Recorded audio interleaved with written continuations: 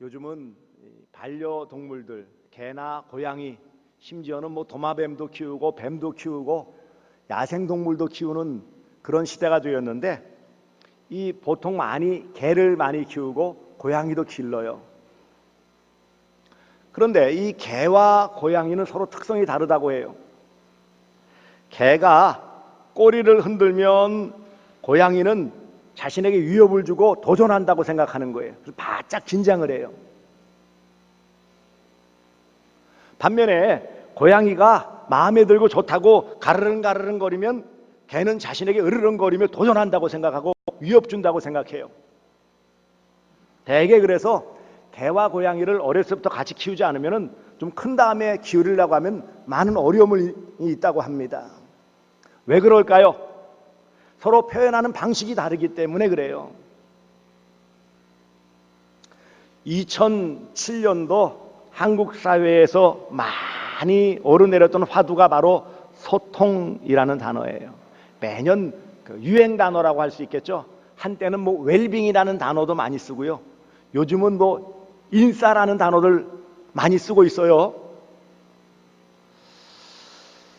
이 소통이라는 것은 막힘없이 잘 통하는 것, 이것을 말하는 것이고, 소통의 핵심은 바로 대화입니다. 서로 주고받는 대화예요. 오늘 본문 말씀 보시면 2장 말씀 계속 이어지는데, 오순절 성령 충만함을 받은 베드로를 비롯한 120명의 성도들이 성령 충만함을 받고 이제 그 지역에 예루살렘에 왔던 여러 나라에서 온 경건한 유대인들, 그들이 알아들을 수 있는 그런 외국어로 말하기 시작할 때 사람들이 깜짝 놀랐고 이상히 여겼고 심지어는 조롱하는 일까지 벌어지게 되었어요. 그때에 베드로가 모든 제자들 성도들을 대표해서 차근차근 설득하는 모습을 지난 시간에 함께 나눴습니다. 그것이 아니다. 지금은 절기 오순절이고 이제 오전 9시인데 무슨 술을 마시고 술 취한 주정을 부릴 수 있겠느냐? 아니다라고 상식적인 선에서 설득을 시작하고요.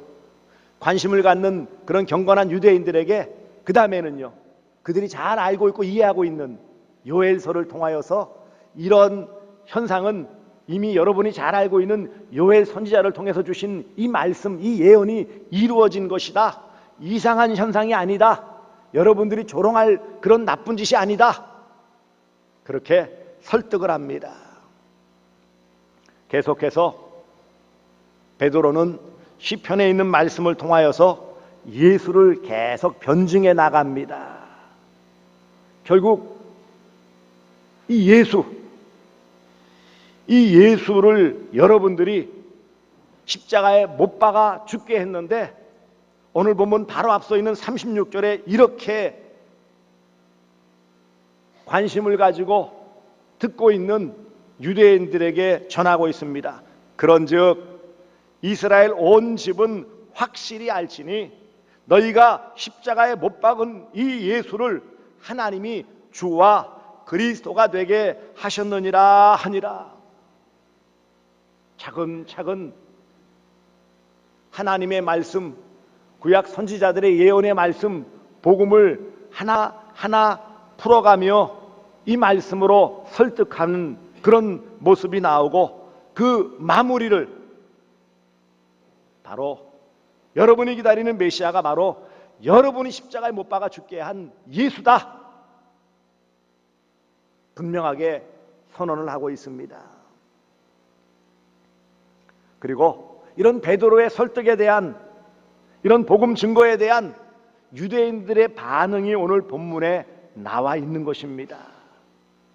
이 말씀을 들은 유대인들이 마음에 찔려 베드로와 다른 사도들에게 물어 이르되, 형제들아, 우리가 어찌할꼬?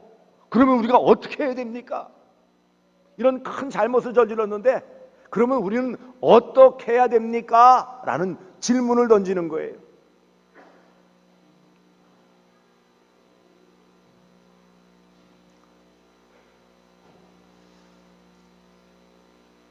사실 이미 우리가 잘 나누었지만 베드로를 비롯한 120명의 성도들, 그리스도인들과 그 당시에 예루살렘에 거하고 있었던 경건한 유대인들과는 서로 소통할 수 없는 그런 고정관념들이 있습니다. 그러니 일반 경건한 유대인들이 베드로의 말을 듣고 베드로에게 우리가 어떡할까라고 말할 수 있는 그런 관계는 아니었다라는 것을 우리는 알 수 있습니다. 이 사람들이 잘 귀담아 듣지도 않았을 뿐더러 들었다 할지라도 이런 질문을, 자신들의 그 약한 모습을 드러내며 어떻게 해야 됩니까? 라고 그런 질문을 던질 수 없어요. 왜요? 서로 불통의 관계입니다. 일반 경건한 유대인들은 예수 믿는 사람들을 얕잡아보고 이단 취급하고 하찮은 사람들 취급했어요. 출신들이 다 대부분 갈릴리 어부 출신이거나 혹은 세리 출신이거나 변변치 못한 사람이라는 것을 알고 있기 때문에 얕잡아 봤어요. 한편으로 갈릴리 출신이 대부분인 이 성도들은 늘 이 유대인들은 자신들을 핍박하고 못마땅하게 여기고 업신여기고 우습게 여기는 존재라는 그런 선입관이 서로들이 있었습니다. 서로와의 관계에 있어서는 호의적일 수가 없어요. 물과 기름과 같이 어울릴 수 없는 관계예요. 하지만 베드로가 요엘 선지자를 통한 말씀을 전해주고 시편을 통하여 다윗의 입을 통하여 주신 메시아 예수 그리스도에 대해서 전해주게 되었을 때에 혼란스러움을 느끼게 되어집니다. 아, 이게 그런가? 듣고 보니 또 마음이 움직이게 되어지는 거예요. 하지만 쉽게 받아들일 수는 없어요. 왜요? 그들의 지금까지의 그 선입견이라는 견고한 벽이 가로막고 있기 때문에 쉽게 받아들일 수가 없습니다. 그들은 복음을 모르기 때문에 혼란스러워할 뿐이에요. 한편으로는 어떻게 보면 충격이라고도 할 수 있겠지요. 어떤 현상에 대해서 어느 정도 인정을 하지만 그것을 받아들이기에는 너무 어려움이 많다는 거예요. 일면 일리는 있고 그런가 하지만 선뜻 그 내용을 받아들일 수는 없습니다. 그게 사람들의 마음이에요.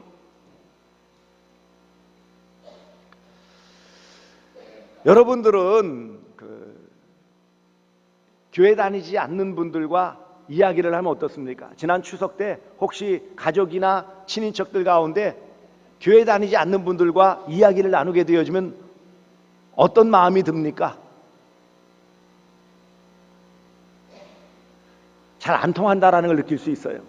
관심사가 다르고 이야기 내용이 다르기 때문에 자꾸 부딪힐 수밖에 없어요.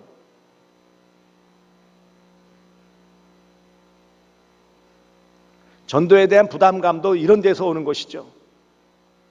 결국 우리 그리스도인들, 믿음의 사람들, 교인들이 이 믿지 않는 세상 사람들과 서로 대화하고 소통하는 일은 대단히 어렵다. 그래서 어떤 사람들은 아예 담을 쌓고 대화의 문을 닫아놓고 사는 사람들도 많습니다. 그러니 교회 다니지 않는 사람들이 교회 다니는 우리 교인들을 바라볼 때 아주 불통의 사람들,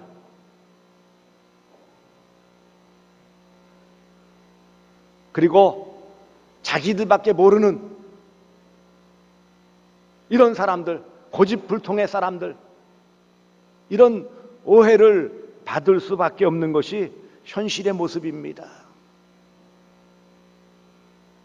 그런데 여러분, 오늘 본문에서 어떻게 모든 성도들을 대표한 베드로가 말씀을 전했을 때에 다 이상하게 생각했고 조롱했고 의심했던 유대인들이 우리가 어떻게 해야 됩니까? 라는 서로 통할 수 있는 대화의 문이 열릴 수 있는 이런 일이 어떻게 해서 이루어질 수 있느냐는 거예요. 무엇보다 이 일은 성령의 도우심으로 가능한 것입니다. 사도행전 1장 8절에 오직 성령이 너희에게 임하시면 너희가 권능을 받고 예루살렘과 온 유대와 사마리아와 땅끝까지 이르러 내 증인이 되리라.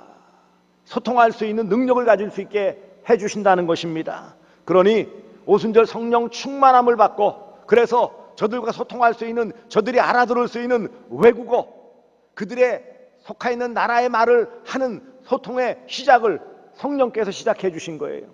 그들이 관심을 갖고 귀를 귀담아 듣고 부정적이더라도 이상히 여기고 조롱한다 할지라도 어찌되었던 관심을 가질 수 있는, 서로 말문이 트이고 서로 대화가 열릴 수 있는 기회를 주신 분은 바로 성령 하나님이십니다. 인위적인 노력이나 이 달변 말재주가 있어서 말을 잘하는 것으로 우리는 통할 수 있다고 생각하는데 그렇지 않습니다.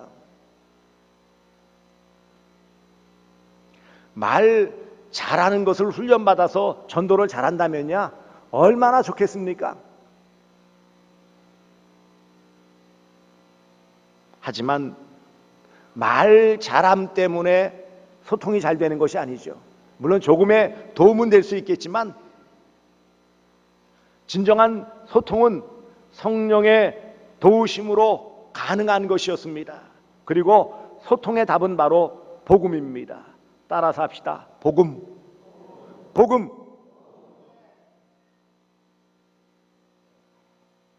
베드로가 상식적인 일로 말문은 텄지만 결국 베드로가 행한 모든 내용의 핵심은 무엇입니까? 복음이에요. 예수 그리스도예요. 다른 걸로 말하지 않았어요.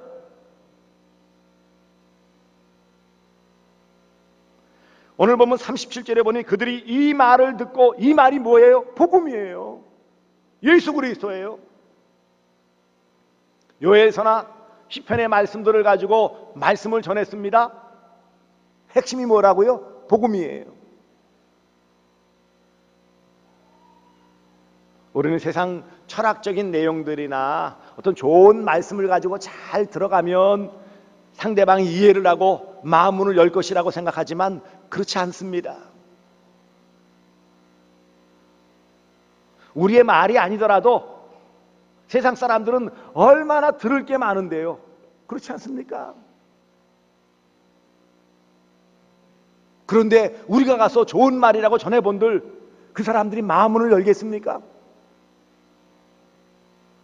오늘 본문에 와서 알 수 있듯이 경건한 유대인들이 마음문을 열었던 것은 물론 성령의 도우심이지만 그 핵심은 바로 복음이었어요.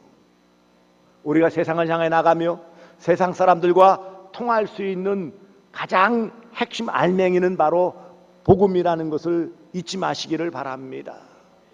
우리는 늘 먼저 우리 마음이 쫄아들어서 이렇게 생각해요. 우리가 복음만 가지고 얘기하면 알아듣겠나? 이 딱딱한 복음을 전하면 사람들이 받아주겠나? 하지만 오늘 본문에서 알 수 있듯이 저들의 마음이 열린 것은 복음이었어요. 복음이 능력이에요. 복음이 소통의 핵심이에요. 복음을 빼놓고 아무리 좋은 말, 듣기 좋은 말 말해봐야 아무런 변화가 나타나지 않고 소통이 될 수 없는 것입니다.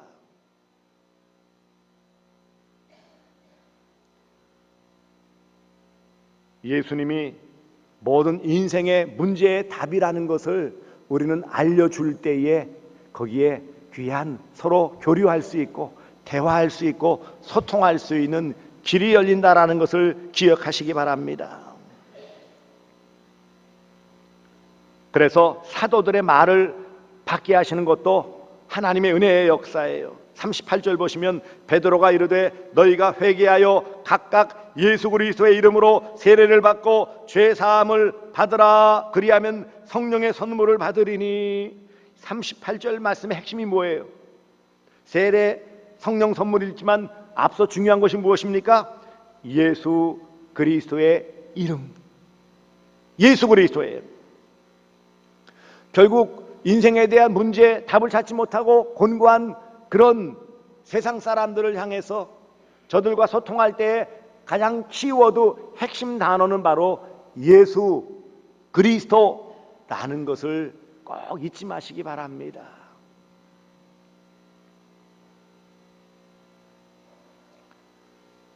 그리고 또 한편으로는요, 이런 복음이 핵심이었고 성령의 능력으로 이 일들을 감당하지만 이 성령의 감동을 받은 베드로가 상대방을 대하는 태도도 바뀌어가고 있음을 알 수 있습니다. 앞서 말씀에서는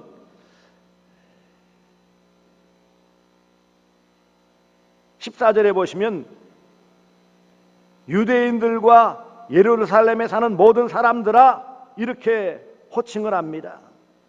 22절에도 이스라엘 사람들아 이렇게 부릅니다.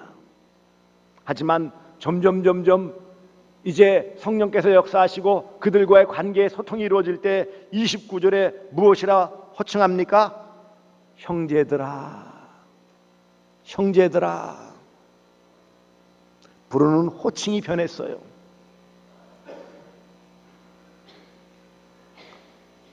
소통은 상대방을 존중히 여길 때 가능하다라는 거예요. 무시하고 외면하고 선입견을 가지고 대한다면 아무리 좋은 복음에 대한 말씀이고 예수 그리스도라 할지라도 마음의 문을 닫아버리면 아무 소용이 없다는 것을 보여주는 것입니다. 형제들아, 이제는 함께 나눌 수 있고 함께 은혜 가운데 구원의 기쁨을 누릴 수 있음을 분명하게 고백하고 있는 것입니다. 그러므로 사랑하는 성도들이여, 우리가 구원받은 성도로 신앙 공동체인 교회를 이루고 함께 할 때에 우리가 예수로 말미암아 누리는 이 구원의 기쁨을 아직 알지 못하는 이웃들에게, 세상 사람들에게, 교회 밖의 사람들에게 전해야 합니다. 이게 진정한 소통이에요. 서로 그저 잘 지내고 인사하며 지내고 사이좋게 지낸다고 해서 소통이 아닌 거예요. 진정한 소통은 예수 그리스도가 중심이 되어 복음이 증거되어지고 저들이 그 예수에 대해 질문하여 올 때에 예수에 대해서 분명하게 대답해 줄 수 있는, 예수가 모든 대화의 주제이고 예수가 모든 소통의 핵심이 되어질 때 진정한 소통의 역사가 나타나는 것입니다. 우리는 소통 그러면 서로 대화가 많고 잘 통하면 된다. 세상적인 소통은 그렇지요. 하지만 성도의 소통, 교회의 소통은 그것이 아닙니다. 예수가 빠지면 소통이 아니에요.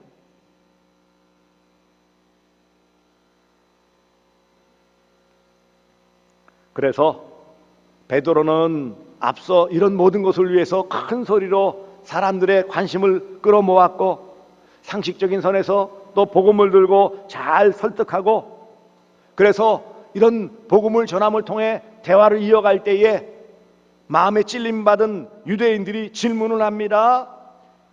형제들아, 우리가 어찌할꼬? 아니, 우습게 여기고 깔보았던 갈릴리 사람 저 촌뜨기 술주정뱅이들 이렇게 욕하고 조롱했던 그들이 어떻게 베드로를 비롯한 그 성도들에게 형제들아 라고 말할 수 있었어요? 앞서 베드로가 형제들아 라고 인정해주고 품어주었기 때문이에요. 29절에 베드로가 형제들아 말할 때 이 말씀을 들었던 37절에 유대인들도 형제들아 우리가 어찌할꼬? 본래 유대인들은 그리스도인들을 형제들로 인정하지 않았어요.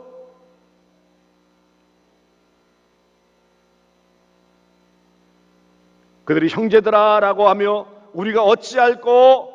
영적인 궁금증에 대해서 질문할 때에 복음으로 답을 주었던 것입니다. 38절이 복음의 답이에요. 회개하여 예수 그리스도의 이름으로 세례를 받고 죄사함 받아라. 그러면 성령을 선물을 받으리니 우리처럼 성령의 선물 받는다. 분명한 답을 주었습니다. 복음으로 답을 주었어요. 하나님은 이 시대의 모든 교회, 모든 성도들도 복음이 답이라는 것을 분명하게 말씀하고 복음으로 소통할 것을 우리에게 요구하고 계신 거예요. 다른 어떤 말의 그런 능란함, 잘 훈련되어져 있는 말의 기술, 그것으로 소통하라는 것이 아닙니다. 하나님의 뜻을 따라서 열린 마음을 가지고 다가가서 결국 복음을 전할 때 진정한 소통의 역사가 나타나는 것을 보여줍니다. 그렇다면 무조건 가서 복음만 외치면 되는 것입니까? 그렇지 않은 거예요. 이 교회는 소통하는 공동체입니다. 교회가 소통하지 않는다면 교회가 아니에요. 교회라는 의미가 뭐예요? 이 안에 서로 배우고 가르치고 배우고 익히고 전하고 봉사하고 섬기고 이런 교제 또 교육 예배 전도 이런 귀한 소통의 모든 모습들이 잘 어우러질 때 건강한 교회의 모습입니다. 그러므로 소통은 하나님의 뜻입니다. 소통은 교회가 해야 될 일이에요. 교회의 건강함은 소통의 정도에서 나타나는 거예요. 하나님은 교회가 세상과 소통하기를 원합니다. 그리고 그 소통의 도구는 바로 복음이요. 복음의 핵심은 바로 예수 그리스도이십니다. 그러므로 베드로를 비롯한 120명의 성도들, 물론 그 외에도 있었죠. 이런 그리스도인들이 이전까지는 다친 마음을 가지고 소극적인 마음 가지고 준비되지 않았기 때문에 전혀 소통할 준비가 안 되어 있었지만 소통의 영이신 성령께서 함께 해주실 때 그들이 권능, 권세와 능력을 받고 또 외국어 방언을 말함을 통하여 이제 소통의 시작을 이루어졌고 그들이 관심을 가질 때에 이 복음으로서 서로 소통하며 복음으로 저들에게 다가섰고 저들이 복음으로 말미암아 의문을 가지고 질문할 때 우리가 어찌할꼬 질문할 때 또 역시 복음으로 답을 주는 이것이 진정한 소통입니다. 우리는 그저 우리가 좋아하는 이것을 가지고 전해주거나 혹은 상대방이 듣기 좋은 말을 해주면 소통이라고 생각해요. 하지만 소통의 핵심은 뭐라고요? 예수 그리스도예요. 모든 상대의 소통 가운데 예수가 없다면 사실 무의미한 대화일 수 있어요. 물론 어떤 업무적인 일이나 일상적인 대화가 있어야 되지만 결국 그 귀결점은 예수가 아니라면 진정한 소통은 이룰 수 없어요. 그냥 업무적인 관계일 뿐이죠. 사업적인 관계일 뿐이죠.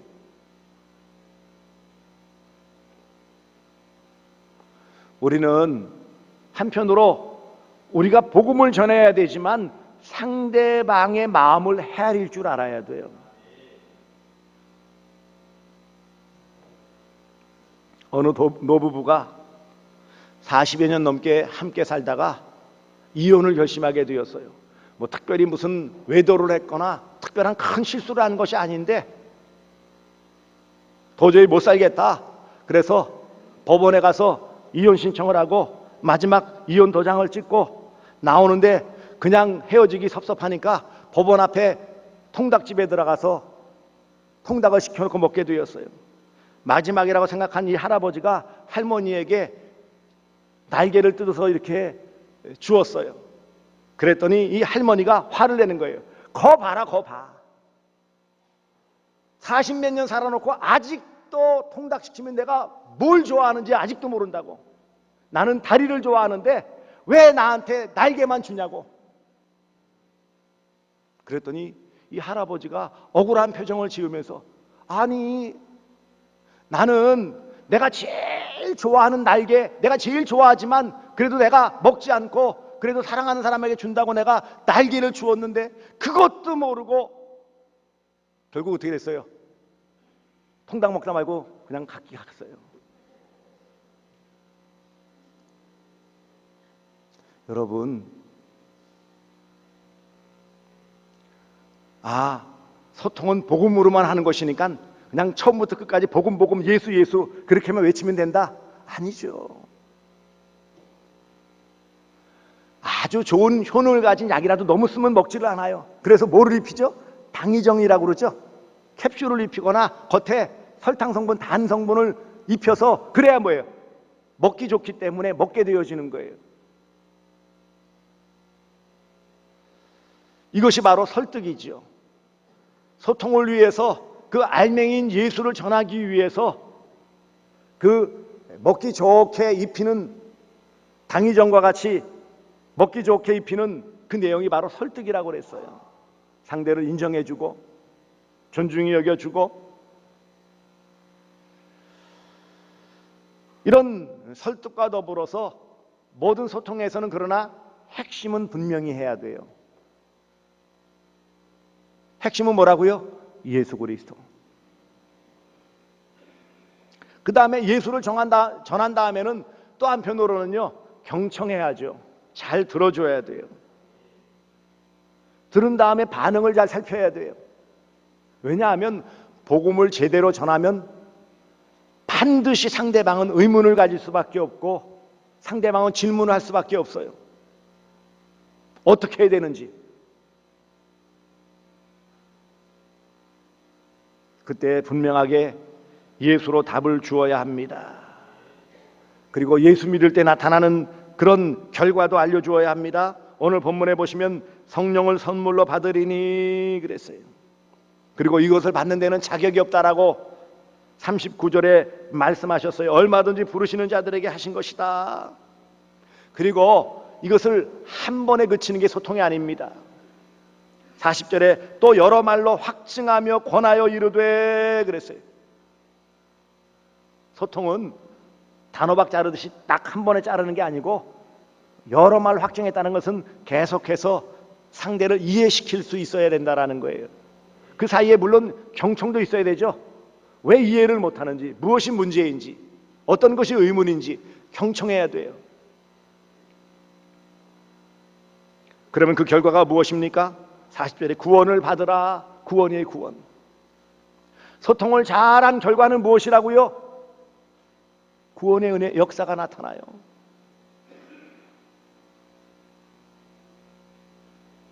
그리고 또 하나, 우리가 이런 소통을 할 때 이런 복음 전파의 수준에서만이 아니라 일상의 삶에서도 물론 소통을 해야 되겠죠. 일상의 삶에서도 모든 기준은 예수예요. 그런데 여러분, 저도 그런 부분에서 참 죄송한 마음이 들고 또 회개하기도 합니다만은, 가까운 관계부터 소통이 잘 안 돼서, 가깝기 때문에 무시하고 가깝기 때문에 소통이 안 되는 이런 오류를 많이 범합니다. 가까운 관계부터 소통을 잘 하셔야 될 거예요. 가까운 관계에서 소통이 안 되는데 어떻게 좀 거리가 멀수록 소통이 잘 될 수 있을까요? 하나님이 원하시는 소통하는 공동체인 교회의 모습은 모든 관계에 있어서 사랑으로 대하고 성령의 능력으로 감당하되, 그 알맹이는 예수여야 하지만 상대방에 대한 그런 배려와 관심을 가지고 그 일을 위해서 인내하면서, 여러 말로 권하는 것처럼 인내하면서 많은 노력을, 많은 수고를 감당할 때에 구원의 열매가 맺혀지는 것임을 오늘 본문에서 보여주고 있습니다. 이런 소통의 결과가 무엇입니까? 오늘 41절에 보니 이날의 신도의 수가 3,000이나 더하더라. 예루살렘 교회의 부흥과 성장의 역사가 놀랍도록 나타났다는 거예요. 여러분, 그 당시에 예루살렘에 몇만 정도밖에, 다 외부에서 와도 몇만 정도밖에 안 되는 그런 도시에 3,000명이라는 숫자라는 것은 엄청난 숫자예요.